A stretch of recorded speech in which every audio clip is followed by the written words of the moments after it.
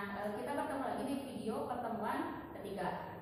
Nah, materi yang sekarang itu membahas tentang, bisa kalian lihat judulnya di sini, yaitu tentang kebutuhan dan alat pemenuhan kebutuhan. Nah, kita bahas dulu sedikit yang kemarin ya, biar kalian gak lupa. Kemarin itu kalau kalian sudah menonton video ibu yang kedua, itu kan membahas tentang skala prioritas. Nah, kalian juga kan seharusnya sudah mengerti ya, bahwa skala prioritas itu adalah urutan pemenuhan kebutuhannya. Jadi dahulukan kebutuhan yang paling penting, yang mempengaruhi hidup kalian gitu. Nah, sekarang kita akan belajar mengenai jenis-jenis kebutuhannya gitu, dan barang apa saja atau alat pemuas kebutuhan apa saja yang digunakan di kehidupan sehari-hari, dan juga jenisnya ya. Nah, kita masuk ke topik pembahasan yang pertama, yaitu tentang kebutuhan yang tidak terbatas. Jadi kita akan membahas tentang jenis-jenis kebutuhannya itu sendiri. Nah, di sini kebutuhan dibagi berdasarkan tingkat intensitasnya itu ada 3 jenis. Yang pertama itu ada kebutuhan primer. Nah, sesuai namanya kalian pasti sering mendengar istilah ini ya. Kebutuhan primer adalah kebutuhan yang akan mempengaruhi kelangsungan hidup seseorang jika tidak dipenuhi. Itu kebutuhan primer. Contohnya seperti ini. Jika kalian tidak mendapatkan makanan, tidak mendapatkan pakaian atau tempat tinggal, maka kelangsungan hidup kalian itu akan terancam gitu.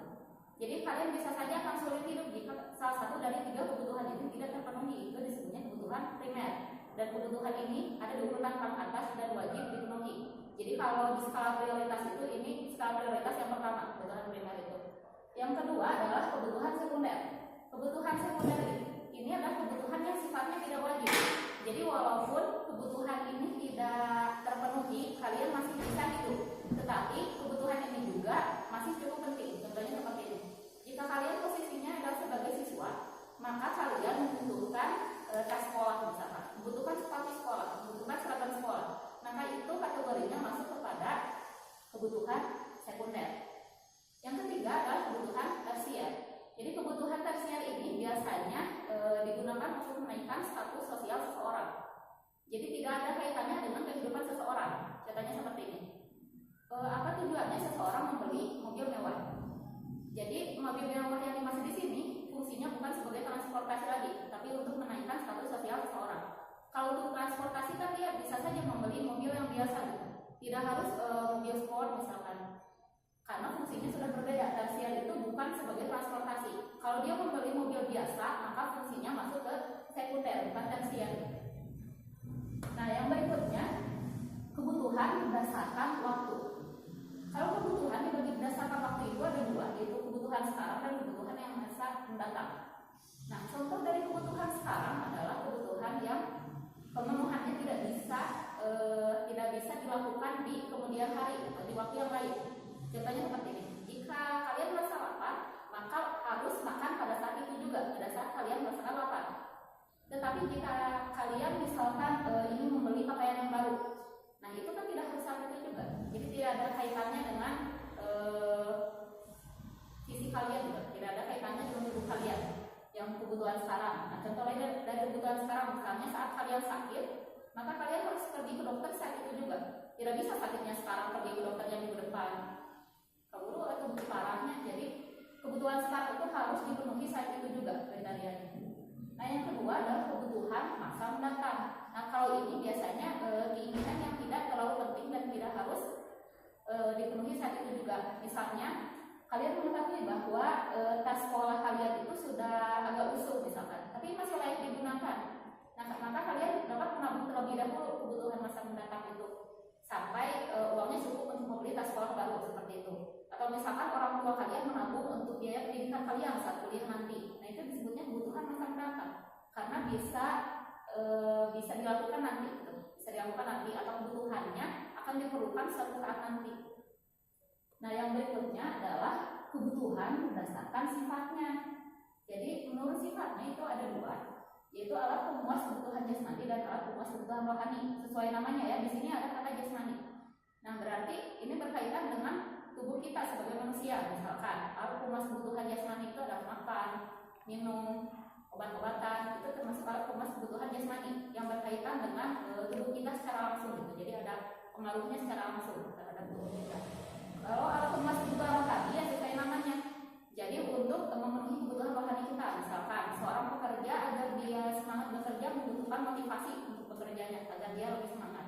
Atau misalkan seseorang yang sedang tidak tenang menjalani hidupnya, berarti dia harus banyak-banyak beribadah. Nah, contoh beribadah dan motivasi tadi itu adalah alat pemuas kebutuhan rohani, dan keduanya itu harus dipenuhi. Misalkan kenapa di negara Jepang atau negara Korea itu banyak orang yang bunuh diri misalkan, karena kebanyakan dari mereka itu agamanya tidak semua orang beragama, misalkan banyak juga yang agamanya itu tidak jelas misalkan. Nah, berarti alat pemuas kebutuhan rohaninya itu kurang terpenuhi di negara tersebut, sehingga ya tetap saja kalau tidak seimbang ya tidak akan jalan ya. Jadi keduanya juga harus seimbang. Nah, yang berikutnya mengenai kebutuhan berdasarkan subjeknya. Ada individu, ada umum. Sesuai namanya ya, kalau kebutuhan berdasarkan subjek individu ini berarti hanya digunakan untuk orang tersebut. Jadi pemilihannya hanya milik orang tersebut. Misalkan rumah pribadi, kendaraan pribadi, barang-barang pribadi, pakaian dan lain-lain itu kan hanya digunakan oleh pemiliknya atau hanya digunakan oleh orangnya. Atau misalkan dibagi berdasarkan profesi, misalkan siswa membutuhkan buku-buku dan alat-alat untuk belajar. Kalau petani yang membutuhkan cangkul, traktor dan lain-lain. Mana mungkin kan siswa membutuhkan cangkul dan traktor itu untuk apa? Tidak akan mendukung proses belajarnya. Seperti itu kebutuhan individu. Nah, kalau kebutuhan umum itu yang bisa digunakan oleh banyak orang. Misalkan jalan, terus setelah jalan taman misalkan. Pokoknya semua yang digunakan umum secara bersama itu kategorinya kebutuhan umum. Nah, ini jenis-jenis kebutuhannya. Jadi kebutuhan itu ada 4 ya. Untuk jenis-jenis kebutuhannya, sekarang kita masuk ke barangnya atau alat pemuas kebutuhannya atau alat pemenuhan kebutuhannya. Nah, di papan tulis yang sebelah sini ya sudah ibu tulis. Nanti juga akan ibu share PDF-nya gitu. Jadi jangan lupa tulis yang menurut kalian penting dari penjelasan ibu kali ini ya. Nah, di sini ada barang dan jasa sebagai alat pemenuhan kebutuhan. Kita bahas yang barang dulu. Nah, barang berdasarkan cara memperolehnya itu terbagi 2. Ada barang ekonomi, ada barang non-ekonomi. Kalau barang ekonomi adalah barang yang memerlukan pengorbanan pada saat mendapatkannya. Contohnya seperti ini. Jika kalian ingin membeli es krim misalkan, yang di video ibu yang pertama itu yang harganya 5.000, yang Budi menginginkan es krim misalkan, itu kan ada harganya 5.000. Jadi kalian harus mengorbankan uang sebesar Rp5.000 untuk mendapatkan 1 SP. Itu yang disebut dengan barang ekonomi. Jadi membutuhkan pengorbanan untuk mendapatkannya. Nah, yang kedua itu ada barang non-ekonomi. Kalau barang non-ekonomi, kalian tidak membutuhkan pengorbanan untuk mendapatkannya. Jadi bisa kalian dapatkan secara gratis dan tidak terbatas. Contohnya seperti ini. Udara yang kalian hirup, tanah yang kalian injak, gitu. Air yang ada di sekitar kalian itu disebutnya non-ekonomi, karena memang sudah ada di sekitar kalian gitu. Kalian kan tidak harus membeli udara ya. Udara itu kan ada di mana saja gitu. Nah, yang berikutnya yang kedua itu adalah berdasarkan kepentingannya. Nah, kalau kepentingannya di sini ada 4 jenis ya. Yang pertama, barang berdasarkan kepentingannya itu adalah barang inferior. Nah, apa itu barang inferior? Barang inferior adalah barang yang pendapatannya jadi dipengaruhi oleh pendapatan dan pemakaian ini dipengaruhi. Contohnya seperti ini. Saat pendapatannya besar, maka pemakaiannya akan berkurang. Saat pendapatannya kecil, maka pemakaiannya akan bertambah. Nah, barang seperti apa yang kategori barang inferior? Misalkan sandal jepit. Kalian kan tahu ya sandal jepit Nara Swallow yang legend itu. Saat misalkan pendapatan kalian bertambah, misalkan yang asalnya uang jajan itu 500.000 sebulan, bertambah jadi 600.000 dan kalian punya 1 buah sandal jepit. Terus lihat ada sandal jepit yang baru, yang merek baru misalkan Swallow kembang-kembang, yang kalian punya mah Swallow nggak ada kembangan, maka jual beli dari sandal Swallow yang ada kembang-kembang, padahal masih bisa dipakai yang dulu. Tapi kalian mau beli lagi karena kalian memiliki uang. Itu disebutnya barang inferior karena kalian mengurangi pemakaian dari sandal jepit yang lama karena pendapatan kalian bertambah. Nanti ya untuk yang inferior ini. Yang sandal jepit, ingat sandal jepit Swallow pokoknya inferior teh. Yang kedua adalah barang esensial. Barang esensial ini tidak secara signifikan dipengaruhi oleh pendapatan, tetapi selalu dibutuhkan barang esensial itu oleh setiap orang. Contohnya seperti ini, sembako, kalian tahu kan ya, kalau sembako itu pasti dibutuhkan oleh setiap orang.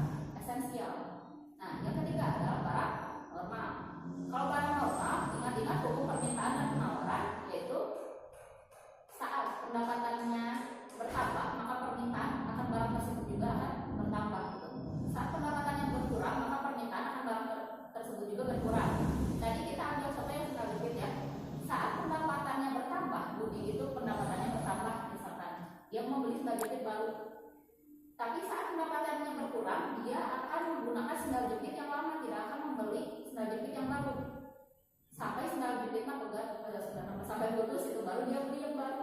Nah, itu adalah ciri-ciri dari barang normal. Nah, yang berikutnya adalah barang mewah. Nah, kalau barang mewah ini kategorinya hampir mirip seperti kebutuhan tersier. Kalau barang mewah ya tadi untuk menunjukkan status sosial. Misalkan kalau kalian pernah ke pasar ya, lihat ibu-ibu tuh kan daging jual pas nanti lebih dia gitu ya. Nah, itu adalah salah satu contoh dari barang mewah. Sebenarnya enggak, dia tidak harus menggunakan gelang sampai sikut juga gitu. Tapi karena dia ingin menunjukkan bahwa dia memiliki emas sebanyak itu, maka emas itu masuk kategori adalah barang mewah.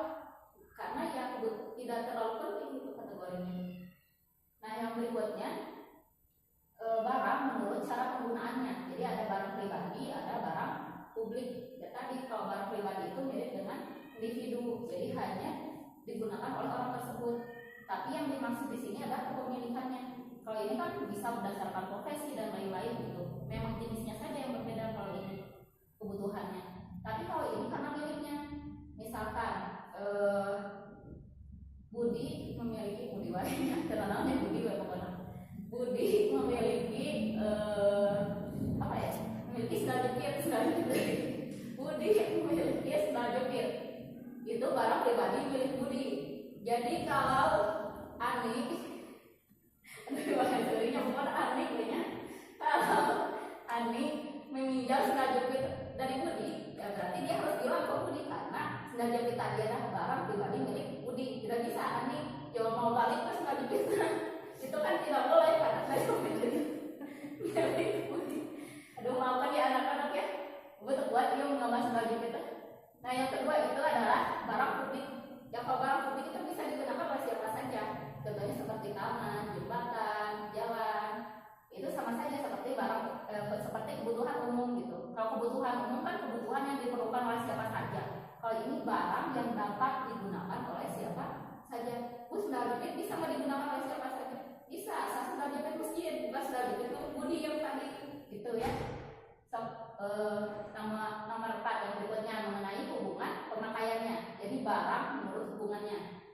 Kalau barang menurut hubungannya itu ada dua, ada barang substitusi, ada barang komplementer. Nah, ini harus selalu kalian ingat karena selalu muncul ya, nanti juga akan muncul lagi di hukum permintaan dan penawaran. Nah, hubungan pemakaian yang pertama itu adalah barang substitusi. Barang substitusi adalah barang yang dapat diganti dengan barang yang lainnya, tetapi memiliki sifat yang sejenis. Contohnya seperti ini. Orang Indonesia terbiasa memakan beras sebagai makanan pokoknya gitu sehari-hari. Tetapi saat krisis, misalkan tidak ada beras sama sekali, maka ya karena beras itu mengandung karbohidrat, beras bisa diganti dengan jagung, bisa diganti dengan roti dan lain-lain. Maka jagung dan roti itu adalah barang substitusi. Dan juga barang substitusi. Nah, kalau barang komplementer adalah barang yang pemakaiannya akan maksimal saat digunakan bersamaan dengan barang yang lainnya. Contohnya seperti ini. Mobil akan dapat digunakan saat dia saat dia diisi bahan bakar. Jadi kalau mobil tidak ada bahan bakarnya kan tidak dapat digunakan. Itu mobil. Nah, kalau misalkan seperti ini, kaos kaki itu akan digunakan maksimal saat kalian menggunakan sepatu. Kalau kalian menggunakan kaos kaki aja, nanti kaos kakinya cepat kotor gitu. Maka kaos kaki dan sepatu itu disebutnya barang komplementer. Jadi akan digunakan maksimal saat keduanya itu digunakan bersama. Nah, yang kelima ini adalah mengenai cara pengerjaannya atau barang menurut cara pengerjaannya. Jadi terbagi tiga, ada mentah, setengah jadi dan jadi. Barang mentah itu barang yang belum dapat digunakan sama sekali. Jadi barang yang langsung, contohnya kayak gini. Beras yang baru pokoknya beras yang belum dimasak aja. Itu disebutnya barang mentah. Kenapa? Karena tidak bisa langsung digunakan beras tersebut. Nah, kemudian beras tersebut digiling menjadi tepung beras. Sudah ada proses pengolahan kan di situ. Asalnya beras, butiran beras, digiling menjadi tepung beras. Maka tepung beras itu disebutnya barang setengah jadi. Apakah tepung beras bisa dimakan? Ya kalau ibu nggak bisa makan tepung beras. Kan tahu kalau kalian suka dengan tepung beras. Nah, tepung beras itu disebutnya barang setengah jadi. Nah, barang jadinya apa? Barang jadinya saat tepung beras itu sudah diolah menjadi kue. Misalkan menjadi kue basah, misalkan baru bisa dimakan kan? itu yang disebut dengan barang jadi. Kalau barang selain makanan, apa yang bisa langsung digunakan? Misalkan komputer, pakaian, dan lain-lain. Kalau bentuknya masih kain, kategorinya kemana? Nah, pasti ke barang setengah jadi, karena nggak mungkin kalian pergi ke sekolah pakai kain. Pasti kerja itu. Nah, sekarang kita lanjut ke materi yang terakhir, yaitu mengenai bentuk dan sifat. Di sini bentuk dan sifat itu ada dua, ada bentuk dan sifat tetap, ada bentuk dan sifat bergerak. Jadi kalau ini dilihat dari sifat dari barangnya ya. Nah, Ibu ajarkan sedikit tentang nama akun ya. Jadi kalau di akuntansi barang yang sifatnya tetap itu kategorinya adalah harta tetap. Harta tetap ya. Harta tetap itu apa, Bu? Harta tetap adalah harta yang penggunaannya lebih dari 5 tahun dan dapat digunakan berulang-ulang. Contohnya mobil, rumah, gedung, tanah, dan lain-lain gitu. Jadi itu dapat digunakan berulang-ulang. Mesin itu kategorinya harta tetap atau barang tetap. Jadi penggunaannya sering. Kalau barang bergerak itu barang yang penggunaannya dapat habis kurang dari 1 tahun. Jadi ini dikonsumsi terus dan dapat habis gitu. Kalau di akuntansi namanya adalah harta lancar. Jadi penggunaannya kurang dari 1 tahun yang barang bergerak ini. Nah, contohnya apa? Contohnya misalkan kalau Ibu kan sebagai guru, berarti spidol itu adalah kategorinya barang bergerak. Kenapa barang bergerak? Karena sebelum 1 tahun itu sudah habis. Kadang-kadang ya, apalagi pulpen, terjadi cicilan pennya. Kalian gue sebutin jual lu ada pulpen pen. Ya itu sering terjadi. Jadi pulpen itu termasuk barang ya betul sekali barang goib. Itu ya. Jadi yang tadi pulpen, spidol dan lain-lainnya itu termasuk kategori barang bergerak. Nah, sekian dulu materi hari ini. Kalau misalkan ada yang mau ditanyakan, silahkan tuliskan di kolom komentar di bawah postingan ini ya. Dan jangan lupa catat yang menurut kalian penting, karena di PDF yang akan Ibu kirimkan juga apa yang Ibu katakan itu tidak akan ada, hanya apa yang tertulis di papan tulis saja yang ada di PDF. Sekian, wassalamualaikum warahmatullahi wabarakatuh.